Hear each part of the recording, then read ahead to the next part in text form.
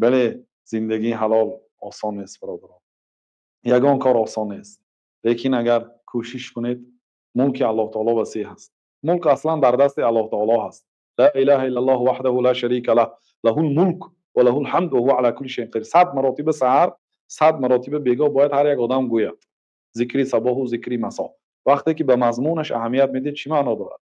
لا اله الا الله، غیر الله تعالی دیگر معبودی بر حق نیست، دیگر الهی حق، خدای حق، سزاواری پرستش، سزاواری عبادت، ذاتی که به همه کار قدرت است، قدرت دارد. جانی ما در دست اوست، رزق ما در دست اوست، دیگه این ذات نیست در دنیا. لا اله الا الله وحده او یگانه است، لا شریک له، شریکی ندارد، هم مثل و مانند ندارد.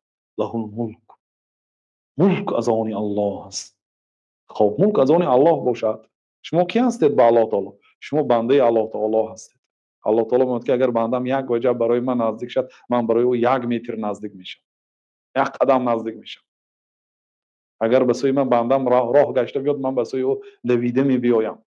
یعنی اگر شما کمتر نزدیک شوید به الله تعالی زیادتر نزدیک میشه.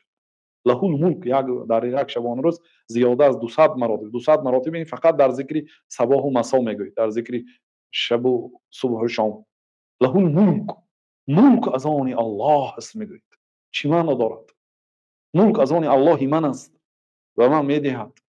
ملک از آن الله است. له الملک و له الحمد، حمد و ستایش، صفتهای کمال الله دارد. یگانه ذاتی که هر چقدر تعریف و توصیف میکنید و سزاوار حمد و ستایش از این الله است. این روز آدم‌های بدبخت‌ترین آدم‌ها، کافرترین آدم‌ها را حمد و ستایش میکنند. له الملک و له الحمد، حمد از آن الله است، ملک از آن الله است و هو علی کل شیء قدیر. الله تعالی به همه کار قادر است. 100 مراتب سحر میگوید، هر مراتبی که میگوید به مضمونش اهمیت دهید، بیگاه میگوید، بعد خاطراتون جمع میشه. بنابراین صحبت‌های بالا را گوش کنید، یعنی از ابتدای پخش مستقیم تا آخرش گوش کنید، انشالله به سوالاتون جوابی کافی میگیرید. حرکت کنید. من ترک شیئا لله عوضه الله خیرا منه.